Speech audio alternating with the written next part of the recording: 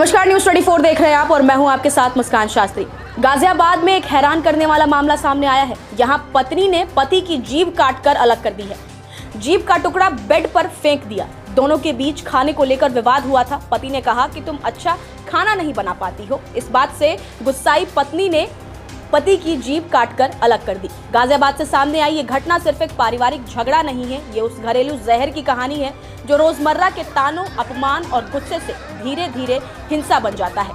मोदीनगर के संजयपुरी कॉलोनी में एक पति पत्नी के बीच खाने को लेकर शुरू हुआ विवाद ऐसे बिंदु पर पहुंच गया जहां शब्द नहीं चाकू बोलने लगा। सोमवार रात फैक्ट्री से लौटे 26 वर्षीय विपिन ने पत्नी ईशा के बनाए खाने को लेकर नाराजगी जताई। परिजनों के मुताबिक तुम अच्छा खाना नहीं बना पाती, यही वो वाक्य था जिसने पूरे घर को दहला दिया। आरोप है कि इसी बात को लेकर पति पत्नी में बहस हुई जो देखते ही देखते मारपीट में बदल गई। रात के करीब 1 बज रहे थे। ईशा किचन से सब्जी काटने वाला चाकू लेकर लौटी।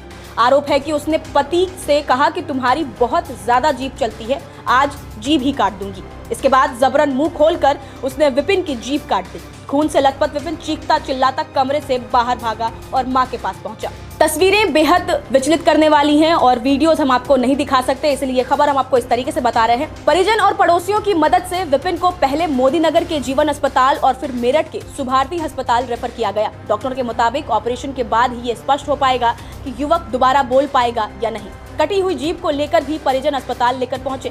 मंगलवार सुबह पत्नी कमरा खोलकर बाहर आई तो रिश्तेदारों और पड़ोसियों ने उसे घेर लिया। महिला की जमकर पिटाई की। महिला ने कहा कि दिन भर मेहनत करती हूँ, फिर भी पति मारपीट करता था। कहता था कि खाना अच्छा नहीं बनाती हो। दोनों की 10 महीने पहले मार्च में शादी हुई थी। विपिन की मां गीता ने कहा कि सोमवार रात को विपिन काम करके लौटा। पत्नी ईशा ने खाना बनाया। कुछ देर तक हम सभी बैठकर बातें करते रहे। इसके बाद बहू ने मुझे खाना दिया। मैं खाना खाकर अपने कमरे में चली गई। मां ने आगे कहा कि मुझे लगा कि पति पत्नी का मामला है, निपट जाएगा। कुछ देर बाद दोनों शांत हो गए। इसके बाद रात करीब 1 बजे बहू किचन में गई। वहां से सब्जी काटने वाला चाकू उठा लिया। बेटे से बोली कि तुम्हारी बहुत जीभ चलती है, जीभ ही काट दूंगी। क्या बात हुई और क्या मामला हुआ? लड़ाई हुई थी खाना बनाने के ऊपर। किन किन की?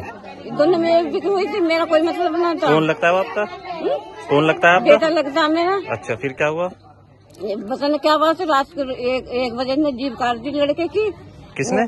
बहू ने। अच्छा। हाँ, चाकू से जीभ काट दी। वो रोता रोता मेरे घर आया। मम्मी कुआड़ खोल कर दे मेरे गैल में। फिर आप कहाँ है लड़का? लड़का मैं स्वास्थ्य में भर्ती है। पकड़ाना था जीवन में। तो पुलिस में शिकायत कर दी आपने? पुलिस में रात कर दी थी। चौकी में चले गए थे हम रात। मंगलवार सुबह जब आसपास के लोगों को घटना का पता चला तो भीड़ लग गई। ईशा भी कमरे से बाहर आ गई। इसके बाद महिलाओं ने उसे पीटना शुरू कर दिया। ईशा के मायके पक्ष से एक व्यक्ति भी आया था, उसको भी पीटा गया। एसएचओ मोदीनगर आनंद प्रकाश का कहना है कि पूरे मामले में अभी तहरीर नहीं मिली है।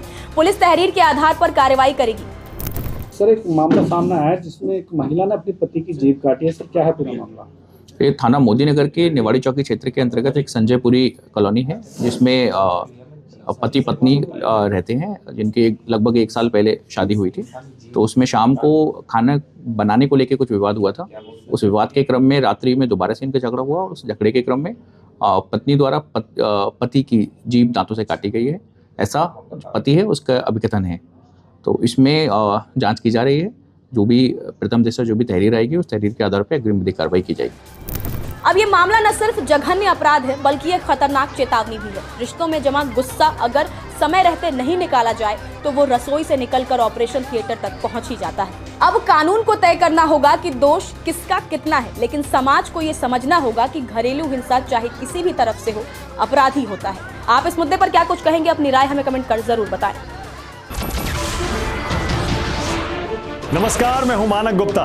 अगर आपको हमारा ये वीडियो पसंद आया हो तो इसे लाइक और शेयर जरूर करें और हाँ, हमें सब्सक्राइब और फॉलो करना ना भूलें ताकि आप देश और दुनिया की कोई खबर मिस ना करें। तो जुड़े रहिए हमारे साथ और देखते रहिए न्यूज़ 24।